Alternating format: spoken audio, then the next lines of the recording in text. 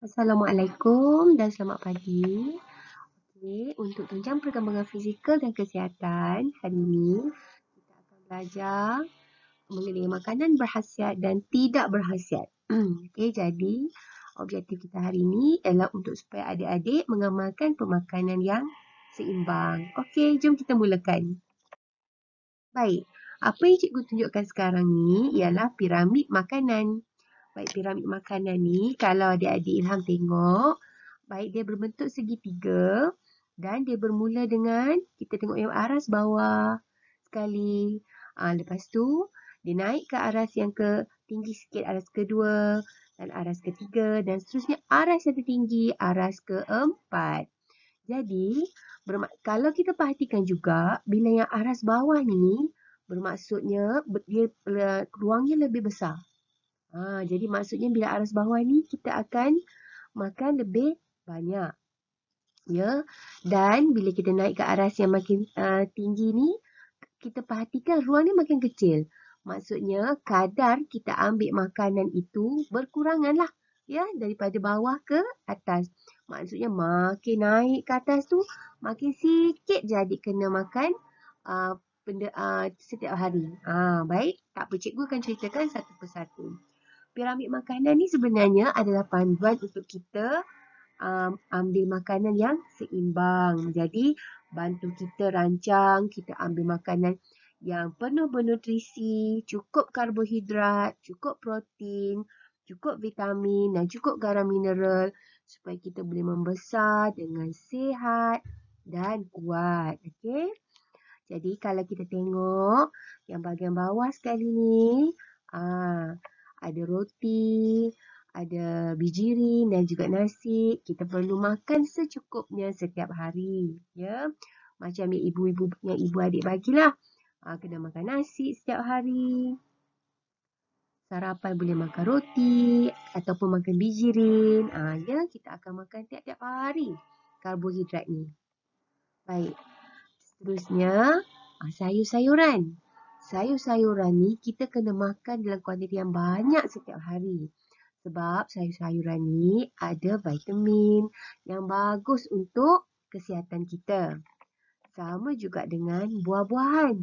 Buah-buahan pun kita perlu makan banyak setiap hari. Ya, untuk membekalkan vitamin yang membantu imuniti badan kita.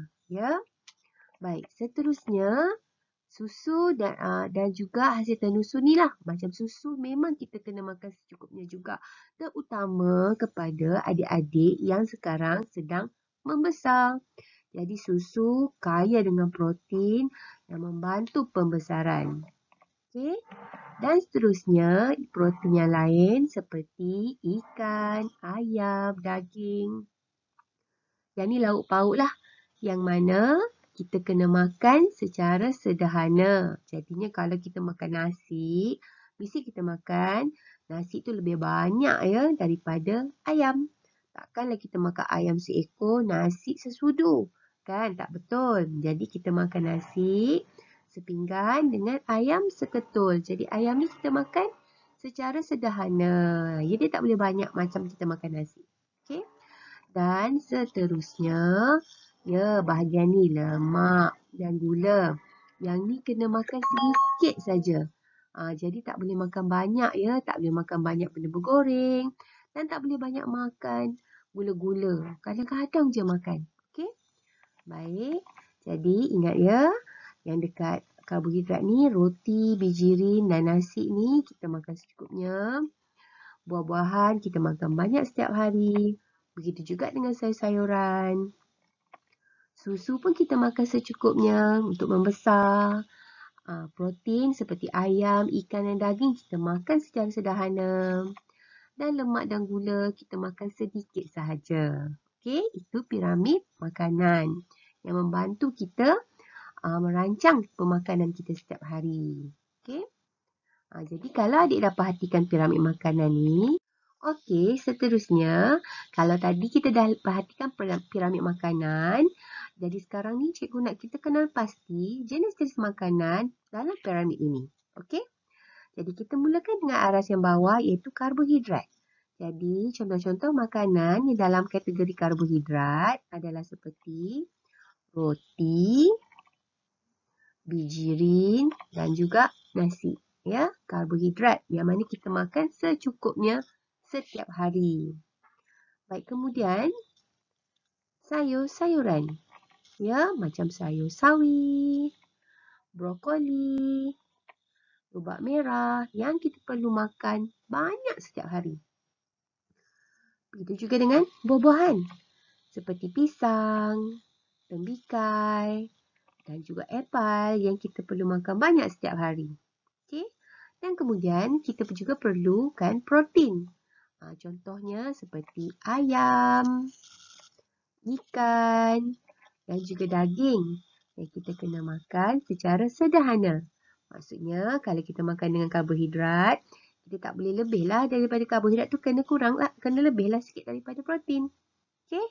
Dan kemudian susu dan juga hasil tenusu seperti keju yang kita perlu makan secukupnya untuk membantu kita membesar, tulang-tulang kita lebih kuat ya.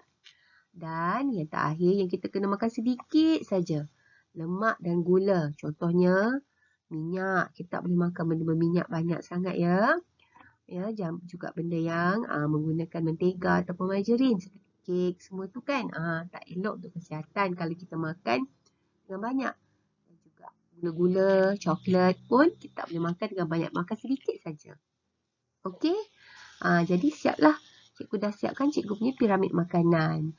Baik cikgu nak, selepas ni Ilham pula yang buat. Okey? Ilham pula yang buat piramid makanan ni. Ikut macam yang cikgu tunjukkan ni. Okey? Baik. Jadi ingat ya. Jenis-jenis makanan dalam piramid makanan. Sebab nanti adik-adik pula yang kena buat. Okey? Baik. Dan juga cikgu nak bagi tahu jugalah ya. Baik, bila kita dah tahu berbagai jenis makanan dan ikut yang berkhasiat, jadi kita kena bila kita makan, kita akan boleh rasalah makanan tersebut. Jadi kadang-kadang makanan tu dia rasa manis. Macam buah-buahan kan rasa manis kan? Contohnya buah tembikai, rasanya manis. Okay. Dan ada juga buah makanan yang kita rasa masam. Contohnya macam buah lemon, air oren, asam jawa. Itu makanan tu rasa masam. Dan ada juga makanan yang rasa masin. Contohnya macam ikan masin, garam. Rasanya masin.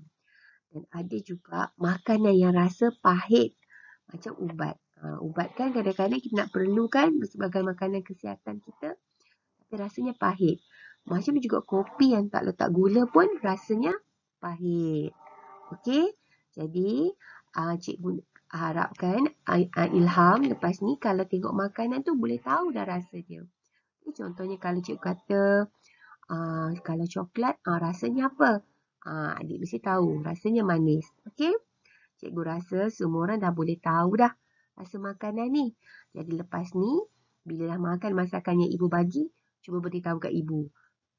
Rasa manis ke, rasa masam ke, rasa masin ke ya? Sebab kita ada diri rasa iaitu di lidah. Okey. Baik adik-adik Ilham. Setakat ini je dulu pelajaran kita pada hari ini. Adik teruskan dengan latihan dan kemudian kita akan jumpa lagi esok. Okey. Terima kasih. Bye. Assalamualaikum.